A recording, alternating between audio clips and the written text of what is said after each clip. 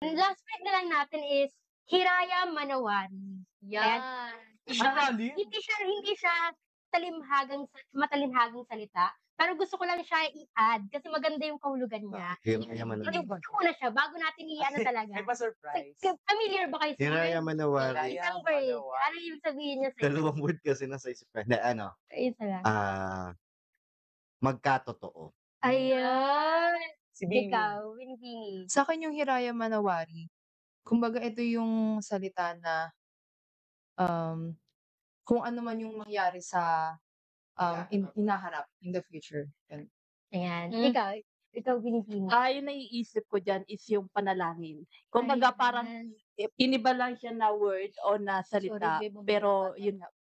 Kumbaga panalangin siya na magkatotoo mangyari yung yung pangarap mo sa hinaharap.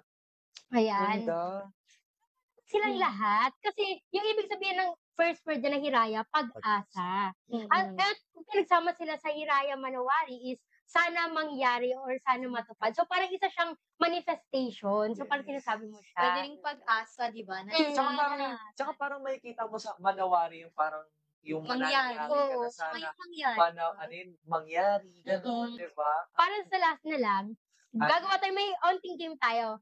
Dudugtungan niya yung word. Hiraya Manawari blank. Oo. Sige. Ayan. Sino tayo? Ano yung mga Hiraya?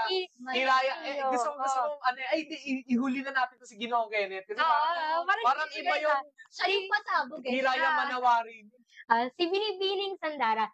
Banggitin mo muna yung word and then yung kahilingan mo. Siguro Hiraya Manawari, magkapera. Ako rin sana. Diba? Ako rin. Ayan. Ikaw. Damay mo na lahat.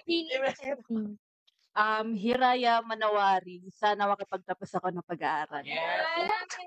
Shout out sa mga porters. Comment, guys. Ayan, nasabi na nila lahat. Ay, kayari ka na. Ay, gusto ko. Ito yung parang Hiraya Manowari. Ayan, gusto ko. Hiraya Manawari na magkatagpo ang ating mga puso hanggang dulo. Teka lang. Bakit